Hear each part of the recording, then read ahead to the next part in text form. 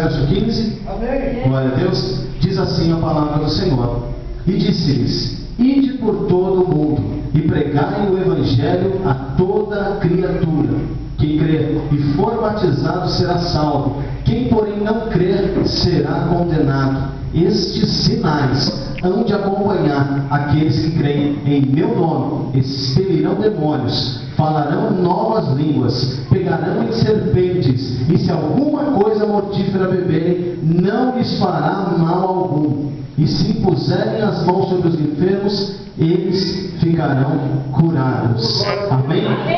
Vamos repetir assim: estes sinais hão de acompanhar aqueles que creem em meu nome, em nome de Jesus Cristo.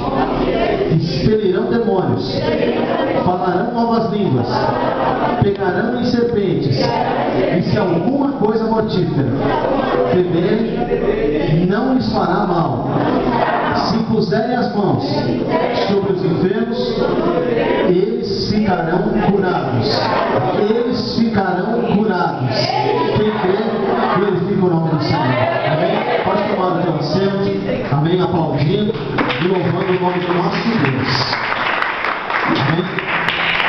Senhor Deus e Pai, a tua palavra, Senhor Deus, está sendo ministrada, Senhor, e que neste momento, Senhor, a qual nós já te agradecemos, ó Pai, por tudo que está realizando, por tudo que está falando aos nossos corações, neste momento também, Pai. Os meus lábios, o meu entendimento, não seja aquilo que eu preparei, Pai, mas aquilo que o Senhor preparou para nós, aquilo que o Senhor solta e conhece, e sabe das nossas necessidades, sabe do real e do precioso alimento que nós perecemos, ó Pai. Nos alimenta e nos supre, Senhor Deus, com a tua palavra, em nome de Jesus. Amém. E graças a Deus. Amém. Glória a Deus. A ordem que o Senhor Jesus nos dá, a ordem que o Senhor Jesus dá para a sua igreja, dá para os seus discípulos, dá para aqueles que creem no Senhor, ela começa dizendo que esta ordem para a evangelização nós tomamos posse como igreja, e ele diz para nós: ide por todo mundo e pregai o evangelho a toda criatura. Mas além de pregar o evangelho, além de batizar em nome do Senhor Jesus Cristo, em nome de Jesus, em nome do Pai, em nome do Espírito Santo, a palavra do Senhor, ela nos promete, a palavra do Senhor, ela nos dá um respaldo, que sinais acompanharão aqueles que creem. Repita assim comigo: os sinais acompanhem, vão continuar acompanhando aqueles que creem. Agora pergunta para o teu irmão: você crê em Jesus? Você crê no Senhor? Você crê na palavra do Senhor? Os sinais vão te acompanhar. Diga para ele: os sinais vão te acompanhar. Glória a Deus. Vamos abrir agora a palavra do Senhor. Vamos abrir em Atos dos Apóstolos, capítulo de número 27. A partir do versículo de número 1.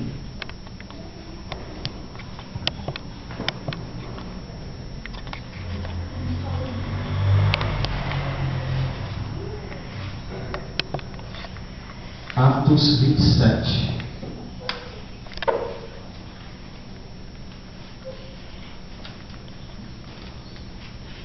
Quem encontrou, diga glória a Deus. Atos 27, a partir do verso 1, diz assim: Paulo enviado para a Itália. Quando foi decidido que navegássemos para a Itália, entregaram Paulo e alguns outros presos a um centurião chamado Júlio, da corte imperial. Embarcando num navio adrimitindo, que estava de partida para costear a Ásia, fizemos-nos ao mar, indo conosco Aristarco, macedônio da Tessalônica. No dia seguinte chegamos a Sidom, e Júlio, tratando Paulo com humanidade, permitiu-lhe ir ver os amigos e obter assistência. Partindo dali, navegamos sob a proteção de Chipre, por serem contrários os ventos. Repita assim comigo: navegamos sob proteção, por serem contrários os ventos. Amém? Eu continuo lendo agora. E tendo atravessado o mar ao longo da Cilícia, da Panfilha, chegamos a Mirra, na Lícia. Achando ali o centurião, um navio de Alexandria, que estava de partida para a Itália, nele nos fez embarcar. Navegando vagarosamente muitos dias, e tendo chegado com dificuldade de fronte de Sinitro, não nos sendo permitido prosseguir, por causa do vento contrário. Repita assim comigo. De novo encontramos o vento contrário. Eu continuo lendo. Navegamos sobre a proteção de Creta, na altura de Salmone, costeando penosamente, chegamos a um lugar chamado Bons Portos, perto do qual estava a cidade de Laceia. Versículo 9. Os perigos da viagem. Depois de muito tempo, tendo se tornado a navegação perigosa, e já passando o tempo do dia do jejum, admoestávamos Paulo, dizendo-lhes: Senhores, vejo que a viagem vai ser trabalhosa, com dano e com muito prejuízo, não só da carga do navio, mas também da nossa vida. Mas o centurião dava mais crédito ao piloto e ao mestre do navio do que ao que Paulo dizia. Louvado seja o nome do Senhor. Amém? A palavra de Deus diz que Paulo, juntamente com outros prisioneiros, juntamente com outros presos, eles são levados a embarcarem neste navio. A palavra de Deus diz que Paulo, ele estaria indo em direção à Itália. Ele tem a compaixão, ele tem a humanidade de um homem que permite que ele possa buscar ajuda, que ele possa buscar alimentos, possa buscar, amém, mantimentos. E a palavra do Senhor diz que dentro deste navio, já agora não trocando mais, não, sabe quando nós fazemos baldeação no metrô, sabe quando um avião é feito escala, já não tinha mais isso. Eles estavam naquele navio, e naquele navio eles seguiriam todo o restante do trajeto, eles seguiriam o restante da viagem, por vários e vários dias, eles estariam juntos nesse mesmo navio. A palavra do Senhor diz que mesmo no início da viagem, eles já começam em alto mar a sofrer o vento contrário. Nós fizemos a leitura juntos de alguns dos trechos e numa segunda vez na leitura nós vemos novamente a palavra vento contrário. O que o Espírito Santo de Deus fala no nosso coração, aquilo que o Senhor já está falando comigo e contigo, não só no momento que entramos por essa porta, mas desde o momento que nos preparamos para vir para o culto. Eu disse domingo, em nome de Jesus, não por mim, mas pelo Espírito Santo de Deus, que o culto começa no nosso lar, quando estamos nos preparando para ir para a casa do Senhor.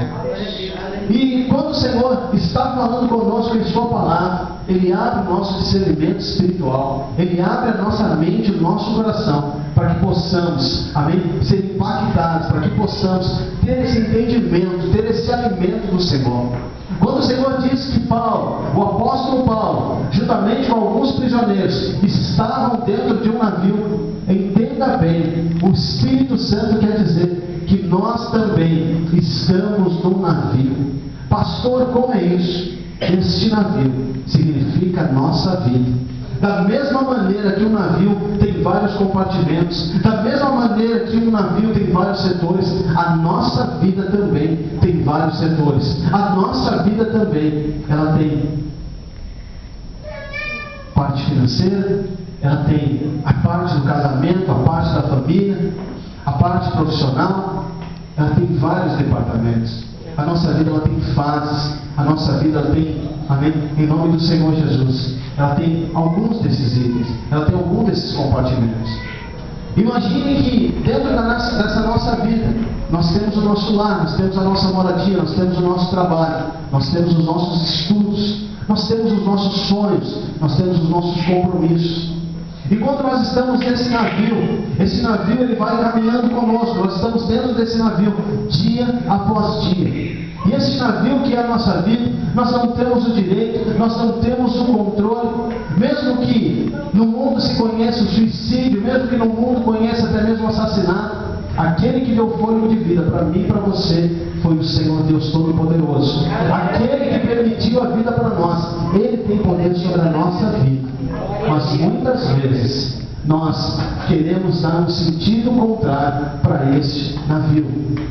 Mas quando o Senhor está conosco no barco, não precisa ser um navio como o Titanic, não precisa ser o maior navio, mas mesmo que seja um barquinho, porque muitos de nós achamos que a nossa vida é um simples barquinho, achamos que a nossa vida não tem muito significado, achamos que a nossa vida não tem muito sentido, mas quando Ele está no barco, quando Ele está no navio conosco, aquele que tem todo o poder, aquele que tem toda a honra, aquele que tem toda a glória, Ele faz com que a nossa vida tenha mudança, mesmo que olhamos e vemos, Senhor, é pequeno, Senhor, não tem muita estrutura, Senhor, não tem muitas condições financeiras, mas Ele supre tudo, e Ele faz com que este barco, faz com que esta lancha, faz com que este navio, faz com que, em nome do Senhor Jesus, a nossa vida tenha uma direção.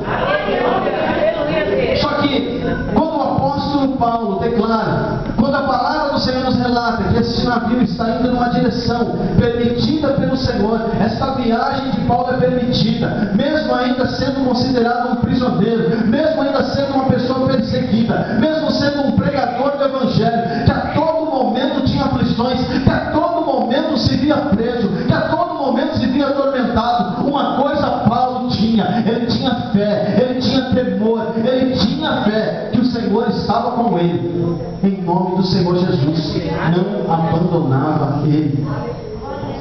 A palavra de Deus diz que este barco, ele começa a receber algumas afrontas, e essas afrontas são os ventos contrários. Entenda bem que na minha e na tua vida, quando nós estamos caminhando com o Senhor Jesus, as dificuldades elas vão vir. E o nome do Senhor tem que ser glorificado nas dificuldades. O nome do Senhor tem que ser glorificado quando nós passamos por problemas, quando nós passamos por aflições. O próprio Senhor Jesus nos diz que no mundo teríamos aflições, mas Ele diz: tem de bom ânimo. Diga para o teu irmão: como está o teu ânimo hoje? Está bom? Está bom? Está ótimo? Está ótimo? Está ruim? Está ruim? O teu ânimo faz a diferença na tua vida. Faz a diferença. O teu ânimo O teu ânimo significa a fé. a Que fé. Jesus está com você Que Jesus está com a todo momento. A todo momento. Glória a Deus. A palavra de Deus diz que essas ondas, por causa do vento, elas começam a crescer. E eu não conheço muito sobre mar, eu não conheço muito sobre pesca, eu não conheço muito, amém? Não, se eu andei, acho que foi uma vez só, eu e a pastora, amém? Pediu para que eu nunca mais levasse ela, foi naquela viagem de escuna, talvez alguns já passearam um barquinho, e ele leva um pouco ali para alto mar, e você sente muito enjoo. E mesmo o mar estando tranquilo, as águas elas vão batendo, as ondas elas vão batendo no mar, ou seja, no navio. Claro que no navio, o impacto, para que o impacto seja sentido, a onda tem que ser muito grande. Amém, pastor? E muitas vezes nós estamos fortalecidos na presença do Senhor, de tal maneira que as ondas menores podem bater. As ondas menores, os problemas, as aflições menores, a gente já está acostumado. Pode bater que a gente vai conseguindo passar por cima. Mas a palavra do Senhor, ela vai nos relatando nesse capítulo 27 do livro de Atos, que o mistério ali começou a ficar um pouquinho mais profundo. A palavra do Senhor diz que essa tormenta no mar, que esse vento contrário, ele começou a vir com violência. E quantas vezes o inimigo vem com violência, ele não mede esforços, ele não vem para passar a mão na cabeça, ele não vem para acariciar, mas ele vem para matar, roubar e destruir. E ele tenta de todas as estratégias. A palavra do Senhor diz que, a partir do versículo 9, amém? Depois de muito tempo tendo se tornado a navegação perigosa e já passando o tempo do dia do jejum, admoestava-os Paulo dizendo: Senhores, vejo que a viagem vai ser trabalhosa, com dano e muito prejuízo. Amém?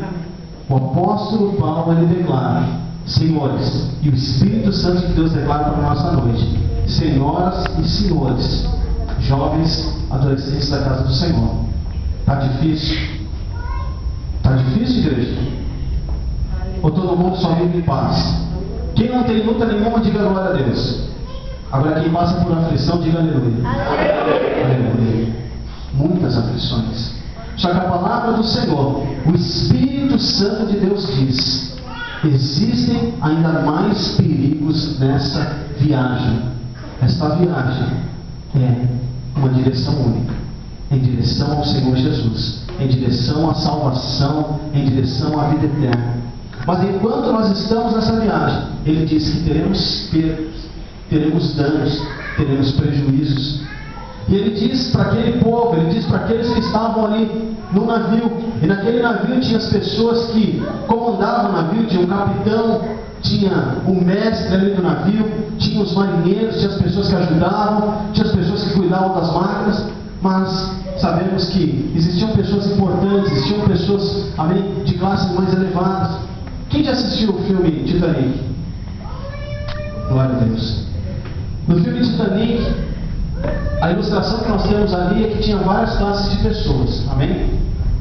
E tinha classes de pessoas ali que ficavam praticamente no porão. Como tinha pessoas ali que eram, amém? Ali até, desculpa o termo, mas era exatamente assim mesmo. Era como se fossem idolatradas, amém? O dinheiro delas, o poder aquisitivo delas, a posição, o status que elas tinham na sociedade, indicava se elas teriam um lugar melhor ou não.